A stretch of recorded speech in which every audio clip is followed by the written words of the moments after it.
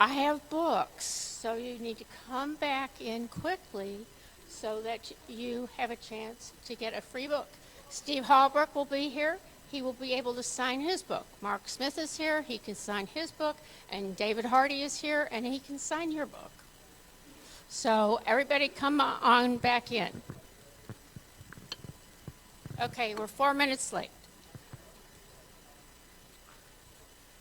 I would like to welcome Mark Barnes, who is,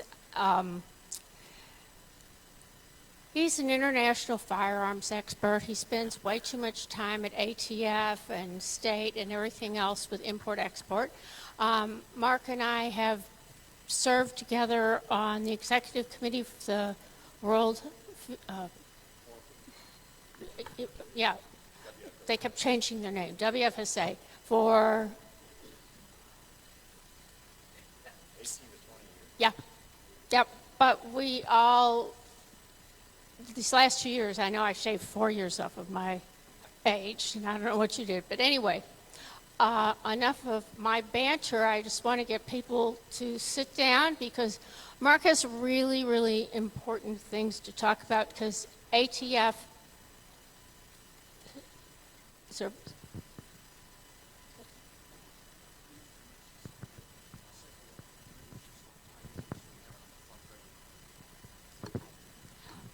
I will hand the microphone over now. Thank you. Thank you, Julianne, very much. I'm Mark Barnes. I own Mark Barnes and Associates. We're a law firm in Washington, D.C. and Scottsdale, Arizona. And we are regulatory lawyers. We practice before ATF, the State Department, Treasury, state and local government, and as Julianne pointed out, we do international import and export control, explosives law, National Firearms Act law, you name it, we do it. And we've been in business for about 30 years. So it's an honor and a pleasure to be here today. And I don't say the word honor very lightly because when people come to me and they ask me, Mark, where can I put my money? Where can I help on Second Amendment issues? Without reservation, I say, give it to the Second Amendment Foundation or the Citizens Committee, because I can say this without fear of being repudiated. They have done more to preserve your freedoms single-handedly than any other organizations I can enumerate. It is absolutely astonishing, the scope of the litigation that they are currently engaged in right now. And when you look over the last 10 years of the accomplishments that have been achieved on behalf of consumers and making sure that your access to firearms is not cut off, it is amazing, in my opinion. We've faced many, many challenges to the right to keep and bear arms, but on the consumer side, we've made some incredible progress. And that has not gone unnoticed, particularly by President Biden. And I say this because President Biden, he realized the writing was on the wall with the Bruin decision. And what I'm going to talk about today is, on the one hand, the two theories in terms of coming after your freedom are supply and demand. And demand reduction on the part of the anti-gun community has been a loser. It was a loser for Bill Clinton. It was a loser for Biden when he was a United States Senator. And it's a loser for Biden as President of the United States. Gun sales, personally made firearms, you name it, everything that you can point to that is of interest to you as an American citizen, your response to the American government is, oh no, you're not going to stop me from exercising my right, my freedom, my interest, my hobby, my self-defense. And the president knows that. So, like Clinton, he is concentrating on the supply side. If I can cut off who makes the firearms for you, if I can raise taxes on ammunition so that it becomes so prohibitively expensive, it's already expensive, but if it becomes so prohibitively expensive that you can't even access it, then maybe I can achieve the same outcome. And so you may have a constitutional right to keep and bear arms, but the licensee community, the federal firearms licensee community, it's not a constitutional right to make firearms commercially. I think it's a constitutional right to make one personally. We'll talk about that. But it's not a constitutional right to make one personally or to make it commercially. And therefore, we have a regulatory scheme called the Gun Control Act of 1968 and the National Firearms Act of 1934 and the Arms Export Control Act when it comes to importing arms and ammunition. So what I'm going to speak to today is what's going on the supply side with ATF. And there are a couple of things that have been going on in the Biden administration that all of you, I think, are well aware of. First of all, on May 7th, 2021, President Biden announced his administration's notice of proposed rulemaking, which greatly broadened the definition of a firearm subject to ATF controls and altered the marking and record-keeping regulations for federal firearms licensees. Now, this is being challenged right here in the great state of Texas in United States District Court in Fort Worth. And the Firearms Policy Coalition and other litigants have obtained a preliminary injunction, but it's very limited.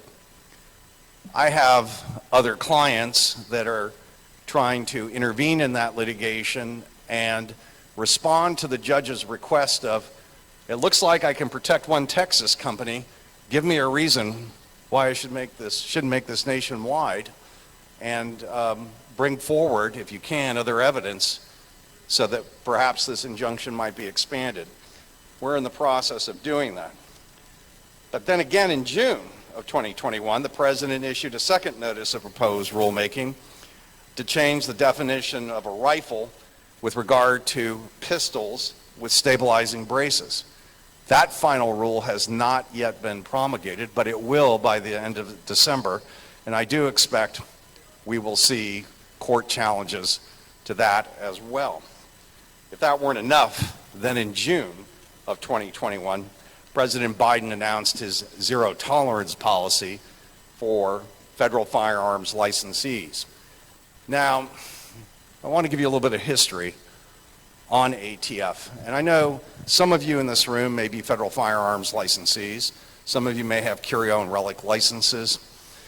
ATF, as we all know, since the inception of the Gun Control Act, has had a long history. And, parts of it have not been very pretty. In the 70s and the 80s, there were abuses that were responded to with the Firearms Owners Protection Act, which limited the ability of ATF to prosecute or revoke federal firearms licenses for trivial reasons. I think then, as a result of that, and moving into the 90s and certainly the 2000s, ATF decided that the best way to fight crime was to work with the trade. And ATF asked for a partnership with the FFL community. Now, ATF is not our friend, they're our regulator in terms of being a licensee. But the request to mutually cooperate and work towards responsible firearms ownership, gun safety, and most of all, preventing the criminal diversion of firearms, those were worthy objectives. And so the trade did engage in that partnership. Were there problems with ATF along the way? Absolutely. And there's no doubt that they had their fair share of mistakes. But on the whole, ATF was trying to be, in general, a reasonable regulator. There were bad experiences for some licensees, but on the whole, ATF would routinely come into a licensee's gun shop or a manufacturing plant or with an importer and say, I'm not here to put you out of business. I am here to make sure that you're compliant and hopefully get you to a point, if you're not compliant, where you are compliant and you stay on that road. But that all changed, in my opinion, with the zero tolerance policy announcement by the president. In that announcement, he said that it's going to be a one strike and you're out policy if any of the following are found during an FFL inspection: transferring a firearm to a prohibited person, failing to run a background check, falsifying records, failing to respond to an ATF tracing request, refusing to permit ATF to conduct an inspection. Well, I'll tell you what, I handle these cases every day. And the law requires that the violations be willful, but the president's message seemed to be strict liability. If it happens, you need to have your license revoked, no matter what the circumstances were. He said, well, we'll take into account extraordinary circumstances. Let me tell you something. If you're in the firearms trade, every day is extraordinary. All sorts of strange stuff happens when you're a federal firearms licensee, and you have to be ready to deal with it. So, for example, transferring a firearm to a prohibited person. Of course, licensees and dealers train their staffs to follow the law. But can an inadvertent error happen? Absolutely. You know, you think that the paperwork's been filled out correctly, somebody else double-checked it, but they also missed it, and the gun goes out the door, yet the person answered on the 4473, yes, I'm an illegal alien. Has it happened? Yes. So this has created an enormous set of problems. Why? Because revocations in the United States for federal firearms licensees are up 500%. 500%. And many of them are completely unjustified, in my opinion. For example, inspections that have been closed for a firearms licensee where the licensee received a warning letter or even just a report of violations, and they thought everything was done and they were making their corrections and training their people to get it right so that there weren't repeat violations. All of a sudden that they get a notice from the field division they're in that we're reopening the inspection and revoking your license. So many of these notices of revocation have been sent out, and now, believe it or not, all the field divisions can do literally is hold revocation hearings, because naturally everyone is asking for a hearing. And we literally have directors of industry operations that are doing nothing day to day except attending revocation hearings. Where is this all going to go? As you know, we have a new ATF director, Mr. Diedelbach, and he is a former United States attorney. I think anyone who has been appointed a United States attorney normally is a very capable, skilled lawyer. I have spoken with him. I believe him to be a very intelligent man. He's obviously, he was appointed by the president because he believes in some of the president's policies, if not all of them. So, you know, he's not going to be with us on some of the policies. But what do we want from federal law enforcement? Most of all, as a citizen, you want a fair and reasonable law enforcement officer who will fairly and objectively enforce the law. And I think that, very frankly, there is an opportunity here. By destroying the partnership that has existed between ATF and the trade, the president is actually doing more damage to the policy he very much wants to achieve, which is to reduce violent crime in America, because the number one partner with ATF in terms of giving ATF the information they need, the leads that they need on the real bad actors out there, if ATF isn't getting that information, many more criminal diversions and possibly significant increases in violent crime will occur. I think getting the partnership back on track is what's really most needed. Is that possible under the circumstances that we're facing with this administration?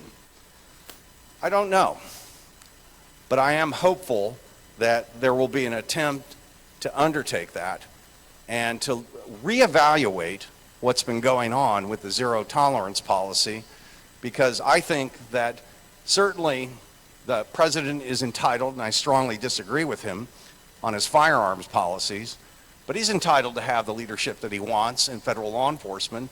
But you as citizens have a right to expect that your dealers and licensees will be treated fairly and objectively under the law, and that the federal government won't take what Congress has enacted and turn it into a pretzel. Now that's exactly what's happened, for example, not just on the zero tolerance policy in terms of interpreting what's a willful violation and what cases ought to be pursued for revoking a federal firearms license, but equally true on this framer-receiver rule. The framer-receiver rule has really taken the definition of what is a firearm for purposes of the Gun Control Act and completely expanded it beyond what Congress intended in the statutory definition, to the point where we have no idea at this point for some of my clients who made so-called 80% receivers or frames, whether or not they can still sell just the 80% receiver, whether they can sell it with instructions, whether they can sell it with a jig, whether they could just sell the instructions or just the jig. And so in federal court, these are some of the issues that we're going over. But the main issue is real simple. Can the president take an enacted statute and twist it and expand it to suit him? And that is something that Judge O'Connor, thank God, in Fort Worth has already spoken to in his preliminary injunction. And he said, I'll paraphrase. What are you thinking that you can take plain and clear language from Congress and take it from what it is to what you've presented in this final rule? And I'm hoping that eventually his decision, his final decision, will be to strike down that part of the final rule that the trade is contesting. We may see the same result with the pistol brace rule that will be coming out in December. And by the way, that has some serious implications. Probably many of you in this room know someone who has a pistol brace affixed to a handgun. Maybe many of you do. Will it be an NFA weapon under the final rule? I don't know. But I can tell you this, for 5 years, the trade tried to get ATF to answer with clear and unambiguous criteria and instructions on how to tell a pistol brace from a gun stock. And we couldn't get that guidance. And then when they published the preliminary rule, I just want to let you know that between the framer-receiver rule and the pistol brace rule, how many Americans wrote in? 500,000. 500,000.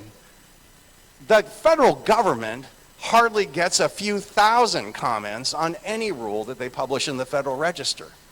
But 500,000 comments came in. By comparison, the last time there was a public comment on an ATF rule, and you'll recall, some of you in the audience will recall the armor-piercing ammunition rule that ATF put out, and Congress objected strongly, and the 885 ammunition was going to be eliminated. That was only 80,000 comments. So here we have 500,000. We will continue to litigate and to oppose the administration's attempt to undo what Congress has provided for. And in the meantime, it's my hope that the new ATF director will reconsider the zero tolerance policy. Yes, licensees need to be held accountable, but at the same time, they need to be treated fairly and reasonably. And so, with that, I'm going to conclude, and I want to thank again Julianne and Alan for inviting me today to give some brief overviews of what's going on with the administration with ATF.